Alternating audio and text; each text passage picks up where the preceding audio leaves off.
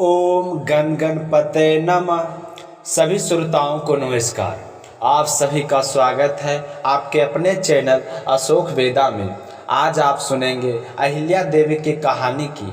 अहिल्या देवी कौन थी और उनके पति ने उन्हें श्राप क्यों दिया था, जिसकी वजह से वह पत्थर की शिला बन गई और फिर उन्हें पुनः जीवन दान कैसे मिला। यह सब कुछ जानने के लिए वीडियो के अंत तक बने रहिएगा।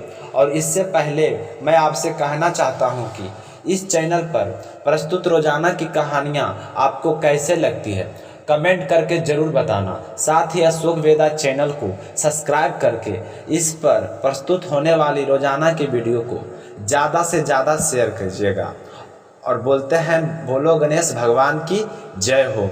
अहिल्या एक बहुत ही सुंदर स्त्री थी। अहिल्या को यह वरदान मिला हुआ था कि उनका यज्ञ सदा बना रहेगा।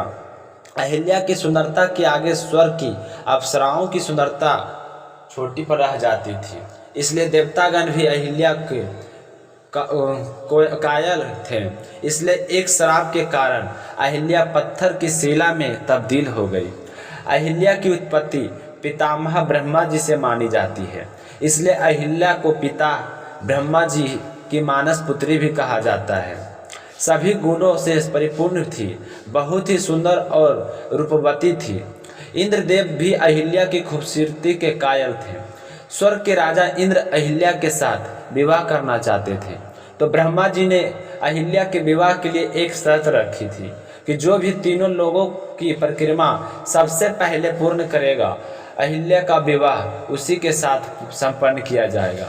तो उससे विवाह करने के लिए गौतम ऋषि, इंद्रदेव और अन्य देवताओं ने भी तीनों लोगों को परिक्रमा शुरू कर दी।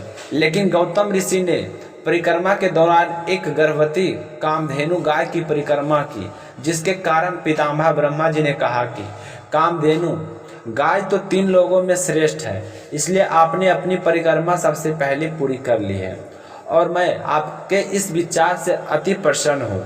मैं अपनी शर्त के मुताबिक अहिल्या का विवाह तुमसे करता हूँ।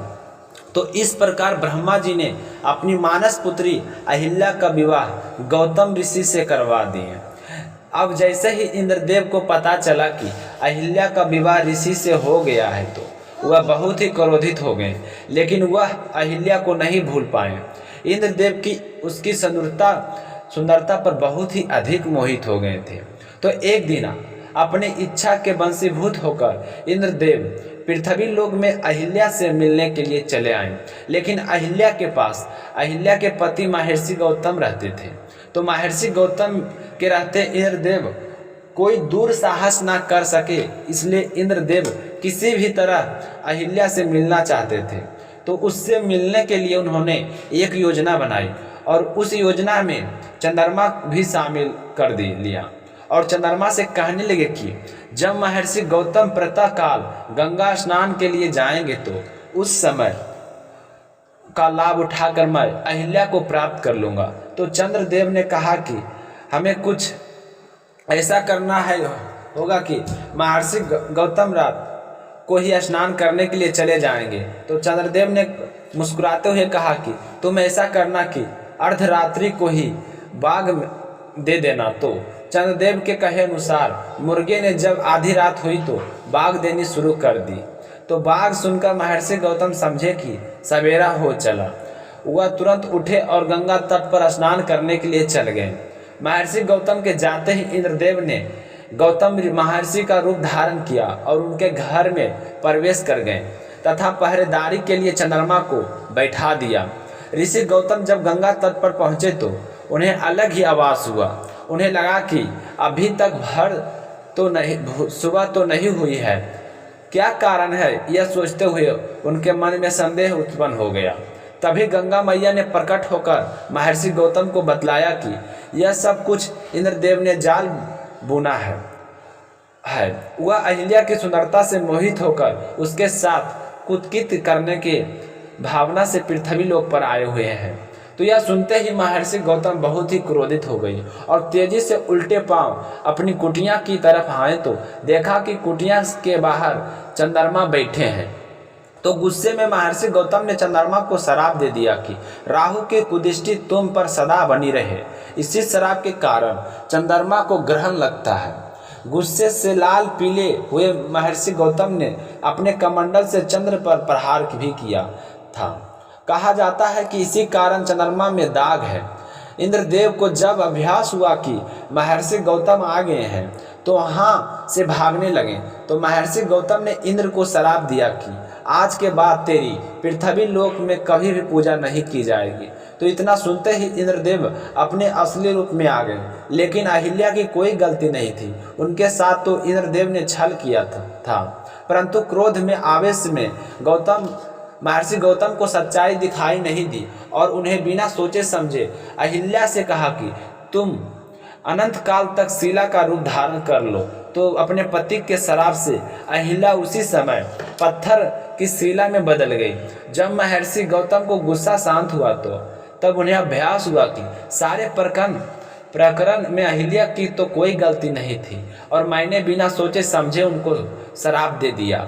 अब गौतम ऋषि अपना श्राप तो वापस ले नहीं सकते थे, तो उन्होंने अहिल्या को शिला से कहा कि जब तुम्हारी शिला पर किसी दिव्य आत्मा के चरणों की धूल स्पर्श करेगी तब तुम अपने असली रूप में आ जाओगे। इतना कहकर महर्षि गौतम वहां से चले गए और अहिल्या वहीं पर पत्थर की शिला बनी पड़ी रही। ऐसा करते करते युग बीत गया। एक समय की बात है, महर्षि विश्वामित्र राक्षसी का वध करने के लिए अयोध्या से प्रभु श्री राम और उनके भाई लक्ष्मण को अपने साथ लेकर आए थे। तो तारका का वध करने के बाद भगवान श्री राम की नज़र वन में एक तरफ वीरान परी कुटिया पर पड़ी, तो वहाँ पर गए तथा अपने गुरु महर्षि विश्वामित्र से पूछा कि गुरुवार यह अत्यंत सुंदर कुटिया किसकी है। तो आज इतनी वीरानी है, ऐसा प्रतीत होता है कि युगों में यहाँ कोई आया गया नहीं है। कोई पशु पक्षी भी इस कुटिया के अंदर नजर नहीं आ रहा। इसका क्या कारण है? मुझे तो कुछ संदेश प्रतीत होता है, तो आप मुझे इसका रहस्य बतलाइए। तो महर्षि विश्वामित्र ने भगवान श्री राम की बात सुनकर कहा कि हे प्रभु, यह कुटिया वर्षों से आपके आने का इंतजार कर रही है। इस कुटिया में आप जो शिला देख रहे हैं, यह आपके चरणों की धूल का युगों युगों से इंतजार कर रही है। तो भगवान श्री राम हैरान होते हुए बोले कि आखिर इतने वर्षों से यह शिला मेरा इंतजार क्यों कर रहा है। तो श्री राम की बात सुनकर महर्षि विश्वामित्र ने भगवान श्री राम और लक्ष्मण जी को अहिल्या की पूरी कथा सुनाई। तो कहानी सुनने के बाद भगवान श्री राम ने अपने चरणों से उस शिला का स्पर्श किया, तो चरणों का स्पर्श करते ही वो पत्थर की शिला फिर से अहिल्या के रूप में बदल गई। तो उसे देखकर भगवान श्री राम ने कहा कि इस सारे प्रकरण में आपका कोई दोष नहीं है। अब गौतम ऋषि भी आपसे क्रोधित नहीं है। तो अहिल्या के इस तरह वास्तविक रूप में आते ही वह वीरान सी कुटिया फिर से हरी भरी हो गई। पक्षी चहचहाने लगे, भंवरे अपना मधुर राग गाने लगे। इस प्रकार भगवान श्री राम ने अहिल्या देवी का उद्धार किया। तो आज की कहानी आपको कैसा लगा, कमेंट करके जरूर बताना। आप सभी का बहुत बहुत धन्यवाद।